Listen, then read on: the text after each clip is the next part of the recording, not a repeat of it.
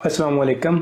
अगर आपको जिस्म में थकावट महसूस होती रहती है या फिर आपको फटीग महसूस होती है, जिस्म थका थका रहता है हर वक्त, आपको टांगों में या पाँव में दर्द महसूस होता है, एकदम से कड़ल से पड़ते हैं जिनको क्रैम्प्स कहते हैं, या फिर आपके जो पाँव हैं या टांगे जो हैं वो सुन्न रहती हैं, या पाँव पे सोजन हो जाती है, या फिर पाँव पे या टांगों पे कोई ज़ख्म बनता है जो कि इतनी जल्दी ठीक नहीं होता, इसके अलावा या फिर आपकी टांगे जो हैं वो ठंडी रहती हैं, पाँव ठंडे रहते हैं, इन सब की एक वजह जो है वो हाई कोलेस्ट्रॉल भी हो सकता है। कोलेस्ट्रॉल होता क्या है?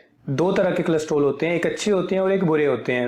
LDL, VLDL और ट्राइग्लिसराइड्स ये बुरे तरह के कोलेस्ट्रॉल हैं, जबकि जो HDL है ये अच्छा कोलेस्ट्रॉल होता है। कोलेस्ट्रॉल हमारी बॉडी के लिए बहुत ज़रूरी है। कुछ हार्मोन्स हैं जो कोलेस्ट्रॉल से बनते हैं और फिर उन हार्मोन्स को अपना फंक्शन करने के लिए भी कोलेस्ट्रॉल की बहुत ज़रूरत होती है। नॉर्मली हमारी बॉडी जो है वो 800 to 1500 मिलीग्राम कोलेस्ट्रॉल जो है वो प्रोड्यूस करती है डेली, और अगर हम जो डेली कोलेस्ट्रॉल है वो तकरीबन 300 मिलीग्राम जो है अपनी डाइट से भी ले लेते हैं तो इसका हमें कोई नुकसान नहीं है, ये हमारे लिए फ़ायदेमंद है। लेकिन जब हम 300 मिलीग्राम से ज़्यादा कोलेस्ट्रॉल कंज्यूम कर लेते हैं डेली, तो फिर ये कोलेस्ट्रॉल जो है हमारी बॉडी में इकट्ठा होता है और हमारे लिए नुकसानदेह साबित होता है। वो ग़िज़ाएँ जिनमें कोलेस्ट्रॉल की मिकदार ज़्यादा होती है, जैसे कि जो चीज़ें हम एनिमल सोर्स से आती हैं, दूध से बनी हुई चीज़ें हैं, मक्खन है, घी है, इसके अलावा गोश्त है, जो मटन हो गया, बीफ हो गया, उसमें कोलेस्ट्रॉल की मिकदार बहुत ज़्यादा होती है। बीफ में अगर कलेजी वगैरह ले लें तो उसमें बहुत ज़्यादा मिकदार है कोलेस्ट्रॉल की। तो ये चीज़ें अगर ज़्यादा कंज्यूम करेंगे, ज़्यादा लेंगे, तो कोलेस्ट्रॉल की मिकदार बॉडी में बढ़ जाएगी। अब मैं आपको बताता हूँ कि कौन सी चीज़ें ऐसी हैं जिनमें कोलेस्ट्रॉल की मिकदार कम होती है और वो आप ज़्यादा ले सकते हैं। सबसे पहले वेजिटेबल्स हैं, फ्रूट्स हैं।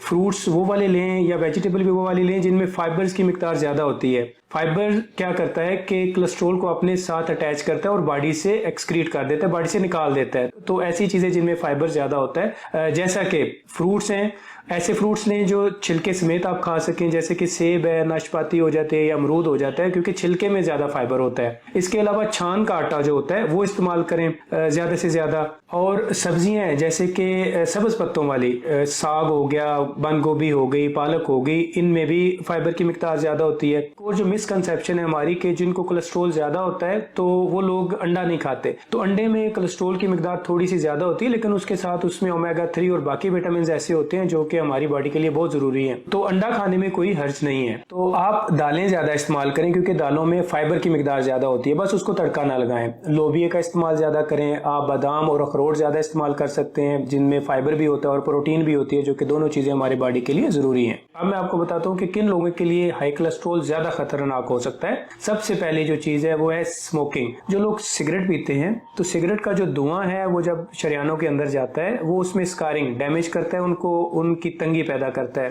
तो जो कोलेस्ट्रॉल होता है वो चिपक जाता है शरीयानों में और ब्लॉकेज करता है। तो ये वाले जो पेशेंट है ये हाई रिस्क पे होते हैं फालज और हार्ट अटैक के लिए। इसके साथ वो लोग जिनकी फिजिकल एक्टिविटी बहुत कम है, वो कोई एक्सरसाइज नहीं कर रहे या वॉक नहीं कर रहे, या वो बहुत ज्यादा ऐसी ग़िज़ाएं इस्तेमाल कर रहे हैं जिनमें कोलेस्ट्रॉल ज्यादा है, और वो लोग जो मोटापे का शिकार हैं उनमें कोलेस्ट्रॉल खतरनाक साबित हो सकता है। एक चीज जो हमारे माशरे में ज्यादा पाई जा रही है वो ये है कि जो ऑयल हम घरों में इस्तेमाल करते हैं और जो ऑयल बाजारों में इस्तेमाल हो रहा होता है, तो हम उसको बार बार यूज करते हैं, रीयूज करते हैं, बार बार उसको हाई हीट पे गर्म करते हैं, तो उसका जो केमिकल स्ट्रक्चर है वो चेंज हो जाता है और वो आस्ता आस्ता उसमें कोलेस्ट्रॉल की जो मिकदार है वो बढ़ना शुरू हो जाती है। तो कोशिश करें कि ऑयल को 1 या 2 दफा से ज्यादा घर में इस्तेमाल ना करें। और जो बाजार से चीजें ले रहे हैं अगर वो फ्राई हुई होती हैं तो उनसे जितना दूर रह सकें उनसे दूर रहें।